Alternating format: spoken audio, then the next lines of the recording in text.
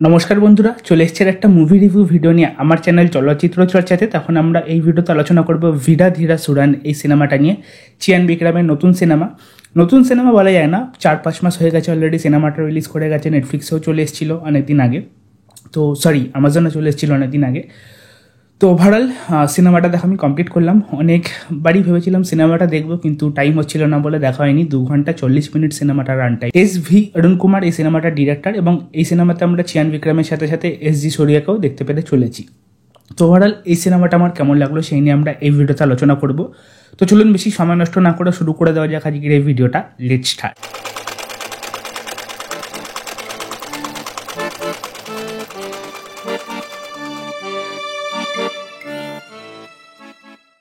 তো খুব কম সিনেমা থাকে বা হাতে গোনা সিনেমা থাকে গোটা বছরে যার কোনো নেগেটিভ দিক লাগে না আপনার। তার মধ্যে এই সিনেমাটা আমার টপ 3 লিস্টে থাকবে, যে আমার এই সিনেমাটার কোনো নেগেটিভ দিক লাগেনি। এই সিনেমাটা একটা হার্ডকোর মশালা সিনেমা। চিয়ান বিক্রম যে কাইন্ড অফ সিনেমা আগে করতো, এখন তো তিনি অনেক বিভিন্ন গোছের বা বিভিন্ন ধাঁচের সিনেমা করেন। আগে তিনি যে কাইন্ড অফ মশালা ট্রিটমেন্টের সিনেমা করতেন সেই কাইন্ড অফ সিনেমা।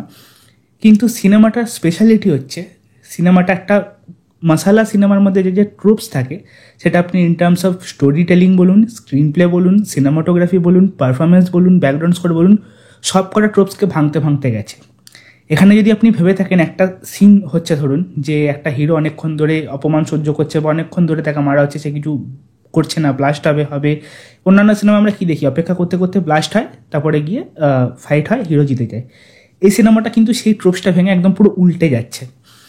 এখানে হিরোকে অপমান করা হচ্ছে, এখানে হিরো পারছে না নিজেকে সামলাতে, কিন্তু যখন আপনি ভাববেন যে এবারে ব্লাস্ট করবে, হয় না, জাস্ট ওই জায়গাটা ফ্ল্যাট বেরিয়ে যায়। এবং যখন আপনি ভাববেন না যে এখানে একটা অ্যাকশন হতে পারে, সেখানে ফাট করে একটা এমন অ্যাকশন হয়ে যাবে যেটা অভাবনার অতীত আপনাদের জন্য। এইরকম একটা ট্রিটমেন্ট এই সিনেমাটার মধ্যে ওভারঅল ফলো করা হয়েছে। এটা তো আমি আপনাদের একটা ডেমো বললাম, পুরো সিনেমাটা এরকম। সিনেমাটার নাম হচ্ছে ভিডা ধীরা সুরান পার্ট 2। নামটার মধ্যে একটা স্পেশালিটি বা নতুনত্ব আছে। আমরা প্রত্যেকটা ভিডিওতেই প্রায় একই কথা রিপিট করে যাই, নতুনত্ব পেলাম না। এই নতুনত্ব জিনিসটা আমাদের সাথে ওতপ্রোতভাবে জড়িত প্রত্যেকটা ভিডিওর সাথে। এই সিনেমাটা সেটা গিয়ে কোথাও একটা ব্যতিক্রম সৃষ্টি করেছে। এই সিনেমাটার সব নতুনত্ব। কেন সিনেমাটার নাম পার্ট 2? কারণ আগেকার দিন আমরা যখন সিনেমা দেখতাম, বিশেষ করে সিডিতে, আমি ডিভিডির কথা বলছি না, ডিভিডিতে কী হতো, ডিভিডি সাইজ ছিল 4.17 GB সামথিং, এরকম একটা, আমি খুব ভুল যদি না হই। তো ডিভিডির মধ্যে 3-4টে সিনেমা একসাথে ভরা থাকতো, সেখানে আমাদের ডিস্ক চেঞ্জ করতে হতো না। কিন্তু সিডি যে ছিল, একটা সিনেমা দুটো সিডির মধ্যে ভরা থাকতো, সাইড A সাইড B, বা 1 নম্বর 2 নম্বর এরকম করে লেখা থাকতো। তো সিনেমাটা 1 নম্বরটা দেখে আমরা 2 নম্বরটা দেখা কন্টিনিউ করতাম। কিন্তু এই সিনেমাটার স্পেশালিটি হচ্ছে এই 2 নম্বর সিডিটা আপনি যখন ঢোকাচ্ছেন আপনার ডিভিডি প্লেয়ারে বা সিডি প্লেয়ারে, সেখান থেকে যে গল্পটা স্টার্ট হচ্ছে, এই সিনেমাটার গল্পটাও ঠিক সেখান থেকেই স্টার্ট হয়। হ্যাঁ, এর আগে কী হয়েছিল সেটা পাস্ট আমাদের সেকেন্ড হাফে গিয়ে সিনেমাটা দেখানো হয়, কিন্তু সিনেমাটা শুরুতেই এমনভাবে আপনাকে গল্পটা বলবে যে আপনি বুঝতেই পারবেন না কিছু। হঠাৎ করে একটা রিভেঞ্জ স্টোরি চালু হয়ে যাচ্ছে, বা হঠাৎ করে, যাই হোক, আমি এখানে গল্পটা আস্তে আস্তে বলছি আপনাদের ডিটেলে, কিন্তু যেভাবে ট্রিটমেন্টটা দেখানো হয়েছে এখানে, আমাদের ওভারঅল স্ক্রিন প্লেটা, এটাই নতুনত্ব। স্টোরিটা যদি বলি, এখানে SG সূর্যার ক্যারেক্টারটা একটা বাবা এবং ছেলেকে ধরতে চাইছে, আন্ডারওয়ার্ল্ডেরই অবশ্য তারা, ভিলেন টাইপের অ্যান্টাগনিস্ট তাদের দেখানো হয়েছে। এবার কেন ধরতে চাইছে, পাঁচটা তাদের সাথে কী হয়েছিল, এই যে বাবা এবং ছেলে, তারা চিয়ান বিক্রমকে নিয়ে এসে তাদের বাঁচানোর জন্য। চিয়ান বিক্রমই বা কে এখানে, যার নাম হয়েছে কালী সিনেমায়। এগুলো জানতে গেলে আপনাকে ওভারঅল পুরো সিনেমাটা দেখতে হবে, আমি আর বেশি ডিটেলে গল্পের যাচ্ছি না। তো যেটা বললাম, আমার সিনেমাটা প্রত্যেকটা জিনিস টপনচ লেগেছে, প্রত্যেকটা জিনিস ভালো লেগেছে। এখানে আমি সবার প্রথম আসতে চাই পারফরমেন্স। চিয়ান বিক্রম সিনেমাটায় ডেডলি পারফরমেন্স দিয়েছে, ডেডলি। আমি তার পনিয়ান সেলভান 1-2 দেখেছি, লাস্ট যে সিনেমাটা এলো এই সিনেমাটার আগে, সেই সিনেমাটা আমি দেখিনি, কিন্তু মোটামুটি তার সব সিনেমাই আমার দেখা, কিন্তু কোথাও গিয়ে মনে হয় এই পার্টিকুলার সিনেমাটার পারফরমেন্স তার টপ 5-এর পারফরমেন্সের মধ্যে থাকবে ওভারঅল তার কেরিয়ারের মধ্যে। টেরিফিক পারফরমেন্স দিচ্ছে এখানে চিয়ান বিক্রম। এছাড়া SG সূর্যা তো নতুন করে বলার কিছু নেই। সুরজ ভেন্ডারা মুডু ক্যারেক্টারটাও এখানে একটা ডেপথ রাখা হয়েছে।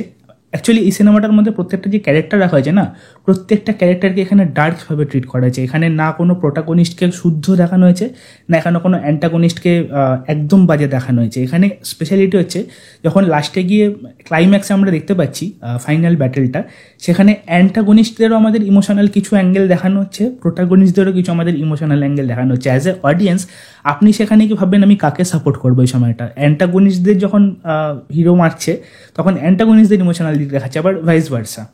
তো এই জিনিসটা এত মানে বলছি না, প্রত্যেকটা জিনিস সিনেমাটার মধ্যে নতুনত্ব রাখা হয়েছে। এখানে বিজিএম বলুন, একটা ধরুন অ্যাকশন সিকোয়েন্স হচ্ছে, সেখানে আমরা কি আশা করি এটা পাওয়ার প্যাকড ধুমধুমার বিজিএম হবে, কিন্তু না, সেটাও এখানে ডিরেক্টর ভেঙেছে।